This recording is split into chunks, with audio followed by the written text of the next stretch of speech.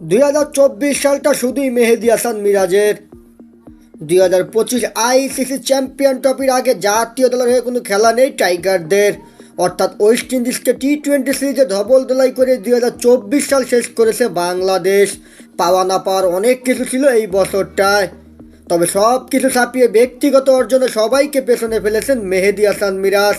ব্যাটে বলে সরিয়েছেন মুগ্ধতা।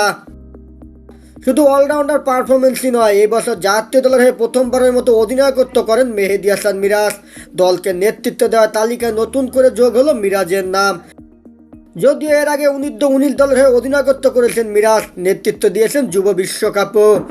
নিয়মিত অধিনায়ক নাজমুল হোসেন শান্তর ইনজুরির সুবাদে আফগানিস্তানের বিপক্ষে ওয়ানডে ও ওয়েস্ট ইন্ডিজের বিপক্ষে টেস্ট ওয়ানডে সিরিজে অধিনায়কত্ব করেন বাংলাদেশের তরুণ এই অলরাউন্ডার। ওয়ানডে নেতৃত্বে তেমন সুফল না পেলেও তার অধীনে ওয়েস্ট ইন্ডিজের বিপক্ষে একটি টেস্ট জিতেছে বাংলাদেশ দল। তবে ব্যাটিং বোলিংয়ে মিরাজ এবছর ছাড়িয়ে গেছেন নিজেকেই। ব্যাট হাতে এবছর বাংলাদেশ দলের সেরা পারফর্মার মেহেদী হাসান মিরাজ। দলের হয়ে একমাত্র ক্রিকেটার হিসাবে 1000 রানের মাইল ফলক ছুঁলেন তিনি। 30 ইনিংসে ব্যাট করে বাংলাদেশের পক্ষে সর্বোচ্চ 1025 রান করেন এই বছর মেহেদী হাসান মিরাজ, যার ব্যাটিং গড় ছিল 37.96। তালিকায় মিরাজের পরে থাকা নিয়মিত অধিনায়ক নাজমুল হোসেন শান্ত 40 ইনিংসে করেছেন 961 রান, গড় 25.28। যদিও একটা জায়গায় পাকিস্তানের তারকা ক্রিকেটার বাবর আজমের সঙ্গে দারুণ মিল রয়েছে মিরাজের। 2024 সালে এ পর্যন্ত অন্তত 1000 রান করেছেন এমন ক্রিকেটারদের মধ্যে বাবর আজম ও মিরাজেরই শুধু সেঞ্চুরি নেই।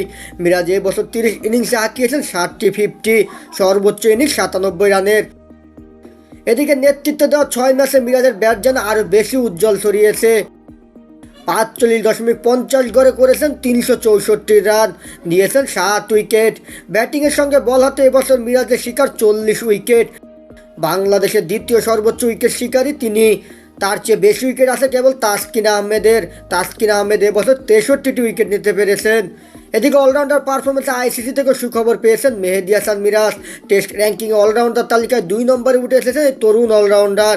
ওয়ানডে র্যাঙ্কিংয়ে উঠে এসেছেন 3 নম্বরে। তাই বলার যায় 2024 সালটা শুধুই মেহেদী হাসান মিরাজের। হায়দার আলী খান, খেলার খবর।